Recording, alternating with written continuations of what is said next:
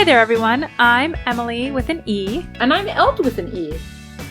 And today we are talking about, drumroll please.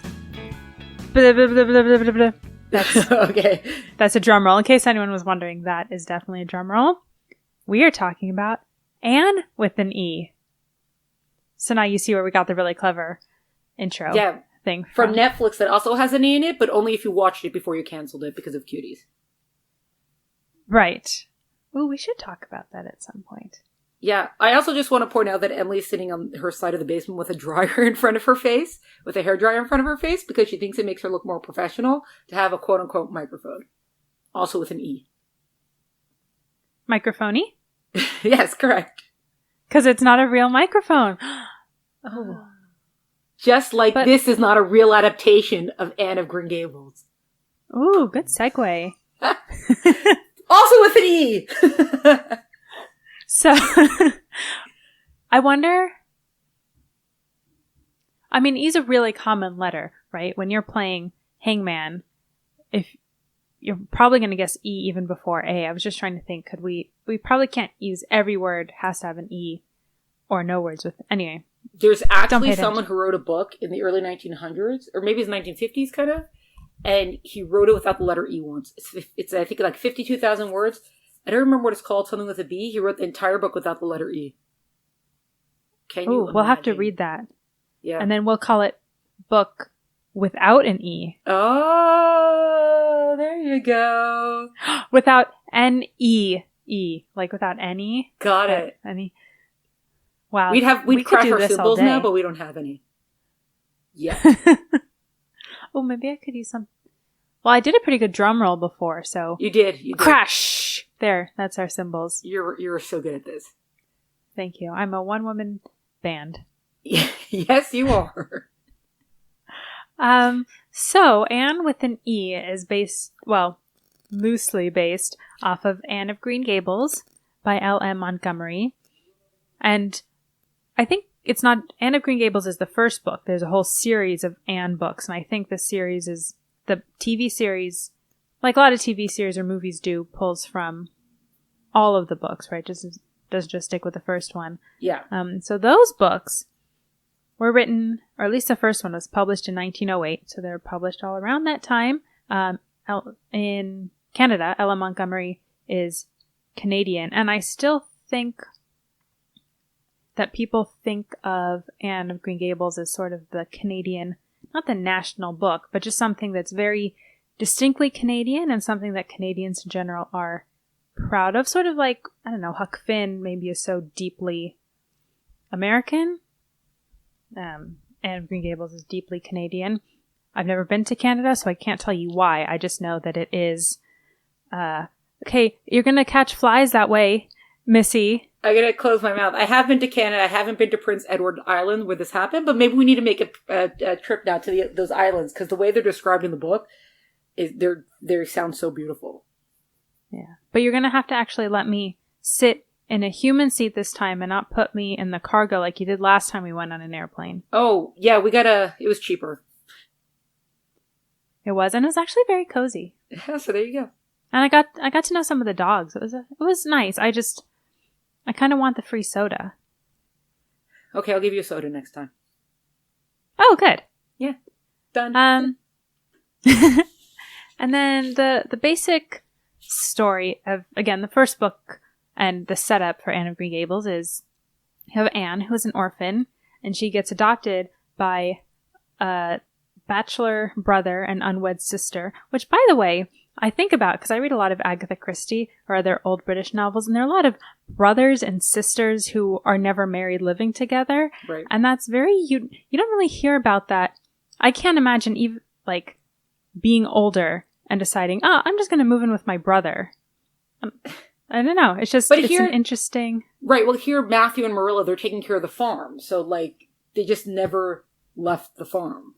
Kind of. I guess that makes sense. If you but it's true. It is true. You see it much more in some of those books. Yeah. Maybe it still happens in other places, or depending upon the type of family. It's just very interesting early 20th century or late 19th century way of life, I guess. Right.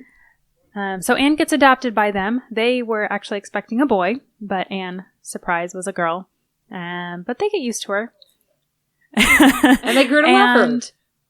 And they grow to love her. And then we see Anne growing up and the people that she lives with in that neighborhood or the island, but then the people around her as time goes on and what happens in their lives. That's basically what the books are about. The series, the Netflix series, we don't know what it's about. But we do know it's supposed to be about Anne, but... Oh, we didn't give our grading scales. So our pearl clutching scales are violence 2, language 0, as it should be, and romance is a 1. Violence is a 2 because they try to go like a little dark by showing some of like Anne's past with growing up in the orphanage, she was kind of abused kind of thing. You do kind of... She does, when she describes her past, you do get the sense that she wasn't treated well. And it's actually a great line for the book where Marilla realizes, like, oh, she doesn't... Like, how can this girl know of God's love if she's never felt it through the medium of a human? Which is actually... I read that line, like, a few times. It's like, well, that's a great way of saying things that... You know, that we show that by humans showing love. That's how we show, like, God's love kind of thing. So that was nice. And then... also because there's this whole... like subplot that they put in the second season, which I didn't really watch. I watched the first one all the way through, and then I was kind of got frustrated with it that the second 2 seasons, because there's 3 altogether, I was kind of just skipping through it because I couldn't really handle it anymore. There's the same with like they're finding gold and blah, blah, which is such an unnecessary addition. And even to the point where it's like halfway through the second season, they just like drop the storyline and don't like go anywhere with it. But like someone gets beat up and there's like, and you know, it's bad stuff is going on there. And then romance is the one because there's a lot of talk about crushes. And then at the end, Anne and Gilbert have to kiss. So that's why romance is the one. But I don't really understand why people talk about crushes all the time because she's an emotional... something that's stopped up, like a bottle with a stopper. She's like that with her emotions, so she doesn't realize that people have them, and sometimes they have them for other people. And to clarify, sometimes they have emotions for other people that are positive, because I do think Alt has emotions for other people, but they're generally on the negative to at least like neutral. So I've always called them reactions, or what I call reactions. Those are actually emotional responses. Yeah. Oh. Yeah. Oh my goodness, guys. This is a real breakthrough. Yeah. This is very exciting. I'll probably like walk away from this moment and like forget it happened because we were talking about emotions and I tend to forget when those things happen. But yeah otherwise. But it'll be recorded forever. Oh, that's true. Oh dear. Okay. I'll just talk to the editor for you anytime you forget. Yeah. Or I'll just talk to the sound editor, cut this out. Anyways, usually I'm more forgiving about adaptations, and a lot of times with people, you know, because the book is always better, and how come they didn't put this scene in, and how come they didn't put that scene in? I'm usually like, I don't care, you know, going into a movie or going to a series, I already know it's not going to be the book, and you know, we can't all be like a Godfather adaptation or Lemony Snicket, the Netflix that did get Lemony Snicket right, the adaptation. So, but there's a difference between not getting the adaptation so right or not getting the adaptation, you know, not including all your favorite scenes and like making something totally up in an adaptation. So certain things, like, for example, they show you like Gilbert decides he's going to become a doctor before they even leave the school, before they leave like the schoolhouse to go on to the colleges and stuff like that. So in the books, it doesn't happen until book kind of like 3 or 4, and they bring it up earlier. So that's fine. Even Anne and Gilbert kind of having their moment of realizing like they're into each other doesn't happen also until like book, I don't know, 3 or 4, whatever in the series. And here they bring it up much sooner to be at the end of the film series. So that kind of stuff I'm okay with. Because it does eventually happen, and they just make it happen sooner because they're not covering all 8 books and all the details and stuff like that. That's okay. But then they decided, they're like, oh, Anne has to be updated. We need to take all of our 21st century values and all the 21st century issues that we have and just shove it into the series and just preach to you about it and just make sure that you know that these issues are so serious, we can't let anything pass without addressing it. And that's part of why I never really finished watching the series, because on the one hand, you have the people, the acting is great, especially Matthew and Marilla are fantastic. And at first, the Anne character was really bugging me because she's just so talkative and she's so much. because Anne is supposed to be very talkative and have a very vivid imagination, and she goes overboard with all these things. So she actually did a good job on that, to the point that I was getting annoyed with her. And then when I had this moment like, no, she's playing the character. She's doing a good job playing the character. I was like, okay. And then I was able to enjoy her acting. So the acting, it's not the acting that's the issue, but all these things that like all of a sudden they're bringing in like a lot of feminism into it, which, by the way, the whole Anne with an E was all, it was written, it was directed, it was filmed, all of it was like an entirely female cast, which, you know, whatever, I don't really care, like, great, I'm happy for you guys, but show how you can make a top quality film, which, yeah, like, the filming is beautiful and all these things, it's all great, but show how you could do these things without having to shove your message in. Not because, like, oh, we're not allowed to talk about these things, but that's not, Anne of Green Gables is so rich. And even the writing, you can appreciate it in 2020 or whatever year you're listening to this or reading this. You can appreciate it in the 21st century, and you don't feel like you're reading all these these and thous and what are they talking about here. And there's so much just with a girl with the redhead girl with the fiery temper and the vivid imagination, this effervescent personality. You can read it and you can feel like you're reading a book for all times. And Anne of Green Gables really does transcend its time. And then instead, by shoving these like 21st century values into it, you're degrading it. And it's not honest. Anne's growing up on Prince Edward Island, like they're not dealing with gays. They're a gay issue. They're not. I know you want them to, but they're not. They're not dealing with race. So that's something that they added in. You're like, well, they should have been. Well, they weren't. Okay, they weren't. So just be honest in your telling. You're like, oh, but I wanted to cast this person or that person. Like, I don't care who you cast. I don't care with the casting. I mean, everybody knows Anne has to be like a redhead, but still, like, I don't care what they're casting. Just stick with the source material in this kind of regard. Like, they have this whole thing about how Gilbert, like, his dad dies, so he has to go on this, like, he goes sailing, apparently, he works on a ship and sails across to the island, some islands or whatever, and then he meets, like, a black guy there, and he brings him back, and he works his farm for him, and like, oh, look how understanding and equal we all are. Like, fine, that's all a great story, but that's not Anne of Green Gables. So, like, why do you have to invent these things? And why are you bringing this in? It just feels heavy-handed, and it doesn't feel honest. To be doing stuff like that. Like, even, for example, bringing up the storyline of, like, Gilbert becoming a doctor sooner, there's two things that you're eliminating now. So one is that Gilbert he pays his way through school, right? That's a big thing. He first becomes a teacher, and then he's going to pay his way. He has to pay his way through teacher school, he has to pay his way through medical school, and all these things. So that's a fantastic thing for teens, or tweens, or whatever ages reading that you read about. Like, be a person who can support yourself and, like, follow your dreams, and, like, oh, you might not have the resources for it, but you find a way to do it. And then the other thing it takes out is that we know Gilbert gets the school, and then he gives it up for Anne, because in the first book, that's when Matthew dies. And he's like, oh, I know you want to be home. She was going to go to college, whatever. I know you want to be close to home. And he gives up the school for her. And that's a job that he needed. And he signs to another school. He's asked to pay for board, and that takes away part of his paying through college. And he does that for her. And that's also a beautiful thing that people should be seeing about what you do for people who you care about. So it's just all like, they have like a teacher, like, we're having a new female teacher. Fine, great. But then she's like wearing pants and riding a motorcycle because she's so feminist and forward. Like, why do we need that? Now, they also use it to show that, like, oh, look, she inspires Anne to become a teacher, which is fine, because in the books, we don't specifically see why Anne wants to become a teacher. She just becomes a teacher.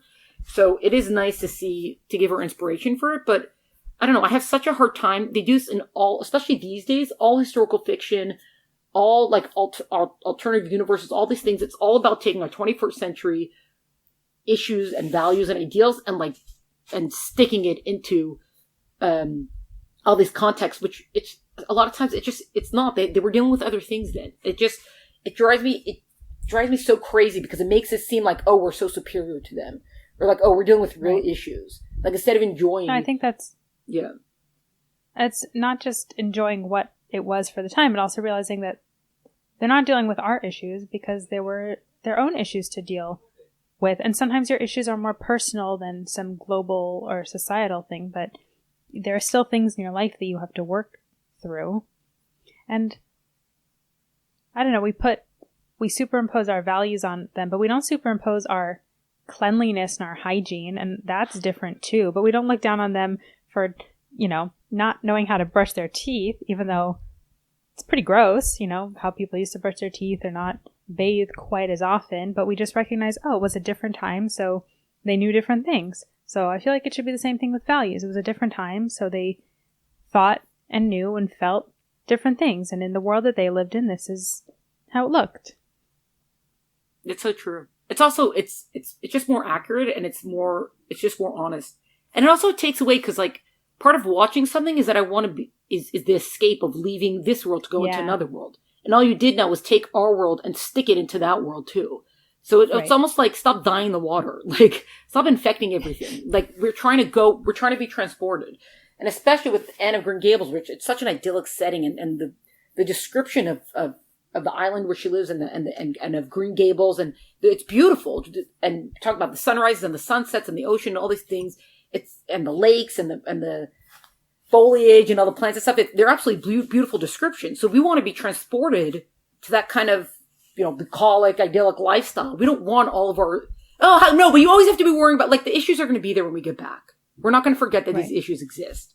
Like, it's okay. You're allowed to, like, let us go. Yeah, for a little bit.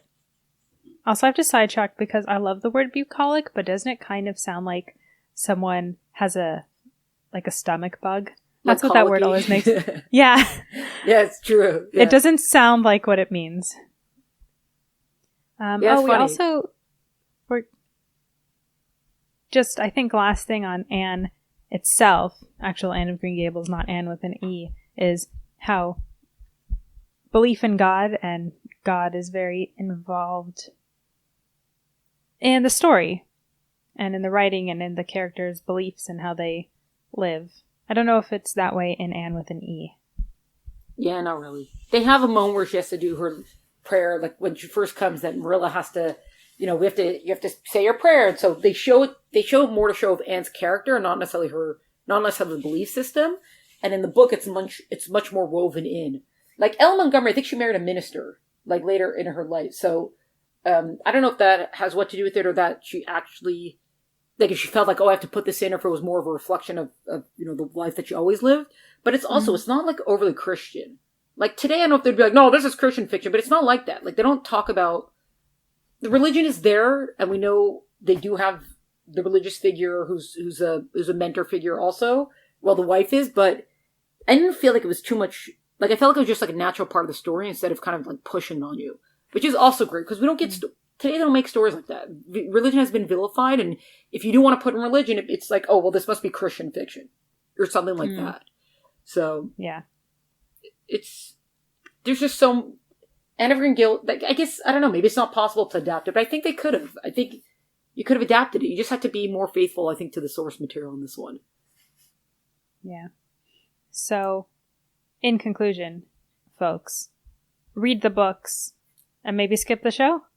Yeah, well, you anyways don't have a Netflix account anymore, so you'll that's fine. True. Well, we've made it a lot easier for you. We're just helping you become more educated, more well-rounded, better human beings. And for that, we say, you're welcome. You're welcome. With an E. 2 E's. Ooh, you're welcome with 2 E's. 3 E's. And with that, yeah. You're welcome. We beat you a Jew, which also has an E. Indeed. Double E. Bye. See you next time. Thank you so much for listening to this week's episode of Oh My Word. We hope you enjoyed it. If you did, make sure to subscribe and write a review. And please share the show with your friends. If you didn't like it, you can share the show with your enemies. Please also follow us on Instagram at Oh My Word Podcast. There we post episode updates, our ratings for each book, and also our personal reading recommendations. Music for the show is by Tim Burke. Editor is Gabriel Yaffe. We'll see you next week.